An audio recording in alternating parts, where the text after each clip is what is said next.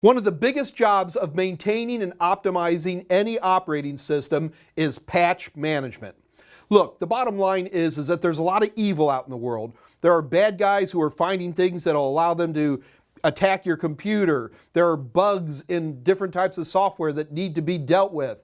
Our firmware that's built into our systems might need an update from time to time. Patch management is the world where we go about updating all of the built-in firmware and, well, mainly software to make sure that they're the most secure, safe, and stable they can be. Now, there's two big separations when we talk about patch management.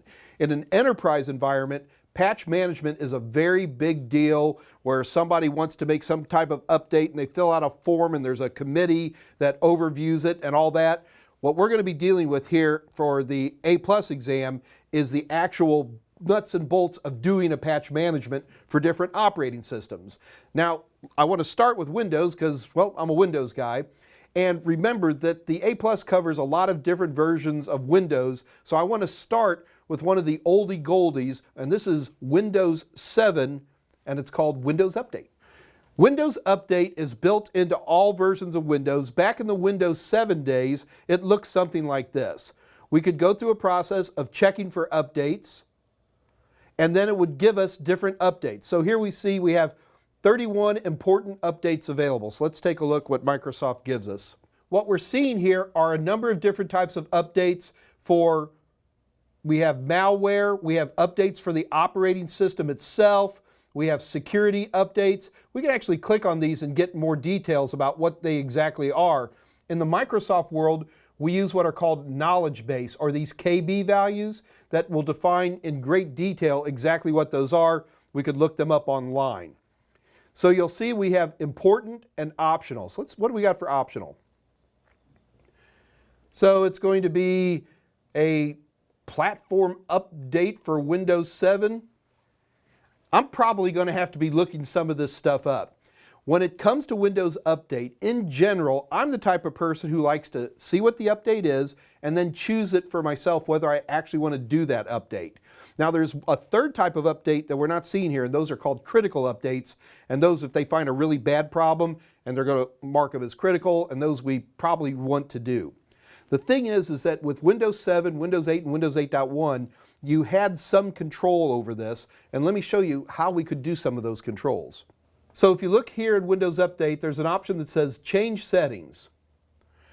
And here I've got some choices. I can install everything automatically, recommended. We can download updates, but let me choose whether to install them. We can check for updates, but let me choose whether to download and install them, or we could never check for updates. Along with this, Microsoft says when, every day at 3 a.m., we can change that if we want. If you're working the night shift, that might be a good idea. It could also give recommended updates and then allow all users to install updates.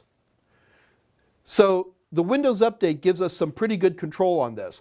There's a few other features that'll show up. For example, if I have Microsoft products on here, I can go ahead and perform updates for, say, Office or whatever else you might have.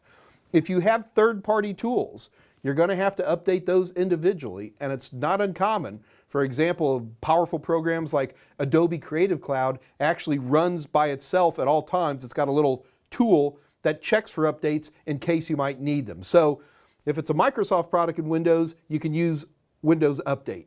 Other products, you're going to have to count on them, or you're going to have to manually check. Now keep in mind, Windows Update isn't going to cover everything. I'm not talking just applications. For example, device drivers. A lot of device drivers are not going to be updatable unless you actually go to their sites and check to see if there are updates available. Video card manufacturers will also put little programs in your taskbar that will be monitoring, and they'll give you information for those. But nothing beats just going out there and checking on an individual basis.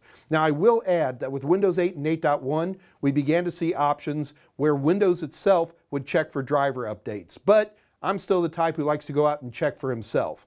So now we're talking about updating the operating system, we're talking about updating the applications, we're updating the drivers, and the last one is going to be firmware. The big piece of firmware that people like to update is the system BIOS. and they'll go ahead and flash that. Now, to me, that is a very risky job. We talk about that back in the BIOS episode, so I'll let you review those, but that can very much be a part of patch management as well. All right, so we've got all these different things to patch. We've taken a look at Windows 7. Let's do this again, but let's look at it in the world of Windows 10. Some things have changed. Windows 10 definitely changes a few things. He's even got himself an update in there, and he wants to restart. But let's take a look and see what's happening here. First of all, you'll see change active hours. What we're doing here with Windows 10, it says, this is when I'm busy. Don't update me around here. We can take a look at our update history, so we get an idea of what's already been updated. You can actually click on individual ones and get some idea of what it's all about. Well, that's an oldie.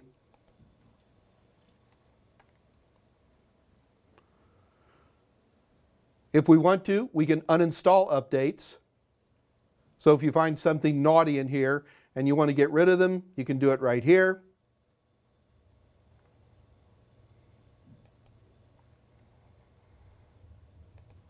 And last is recovery options. And basically what that's saying here is there are ways to completely back out of all of your updates in one big shot. But that's not something we want to do too terribly often. What's interesting here is, unlike what we saw in Windows 7, there is no option within Windows Update and Windows 10 to say, well, let me pick them or download them and let me choose. That's because in Windows 10, you have no choice. The updates will come down to your system and you will get updated. You can pause it, and that'll delay it for a while. That depends on what the update is, but you cannot stop updates. The only way you can is if you're in an enterprise environment running a very specific type of Windows called Windows Enterprise, and in that case, the actual people who are administrating your network, they're in control of these updates and they'll take care of it. So that is a really big difference between the older versions of Windows and Windows 10. Now, the whole idea of patch management is not unique to Windows by any stretch. First of all, things like, for example, Linux, they certainly do patching. Let's take a look at some patch management using good old Ubuntu. Ubuntu does a particularly good job of patch management because it provides two separate but complementary methods to do it. So first of all, here we are looking at Ubuntu's software and updates. And if you were watching on the Windows 7 part, you're going to see a lot of stuff that looks pretty familiar.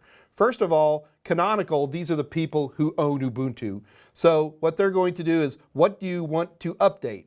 So it's saying Ubuntu stuff, stuff in the Linux community, proprietary stuff, and software restricted by copyright or legal issues, which is pretty rare in the Linux world, but it does happen.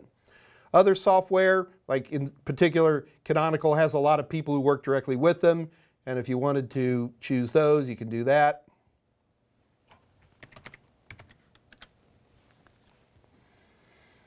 Now, for updates, so you can say exactly what kind of updates you want, what they consider important security updates, recommended, and unsupported, which a lot of people choose not to do.